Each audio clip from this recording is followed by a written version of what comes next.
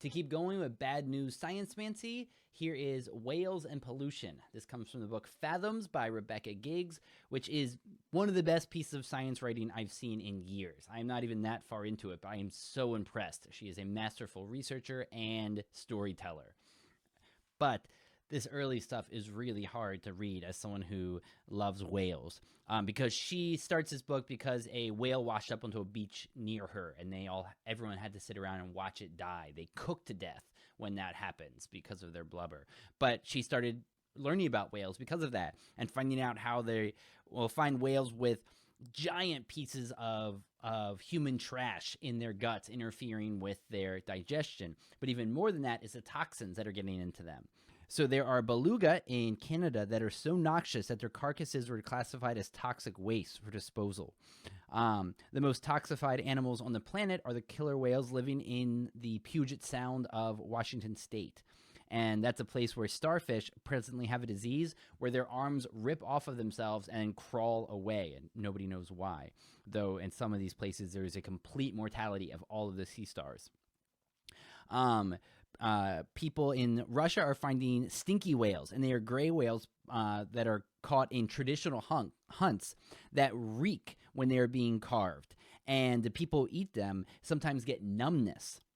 And they thought it was some kind of biotoxin. And one of the things that's happening is these gray whales caught near the Bering Strait had start beginning to eat seaweed and decomposing fish from the sea, probably because there's less and less of the little crustaceans that they were feeding on.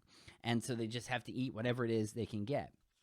But they were saying how these whales have a medical smell like iodine when you enter a pharmacy, except stronger. But it's not only things from the sea. They're also surface breathers. So they're inhaling airborne carcinogens like cadmium, chromium, and nickel. And so with those giant lungs and going down deep into the depths, it helps to saturate their muscles with these contaminants. And so in the endangered North Atlantic right whales, chromium has been found to match the levels of factory workers who are employed in metal dipping. And then finally, from the Mediterranean Sea and the Iberian Sea, there are whale species that have PCBs in them, the forever chemicals.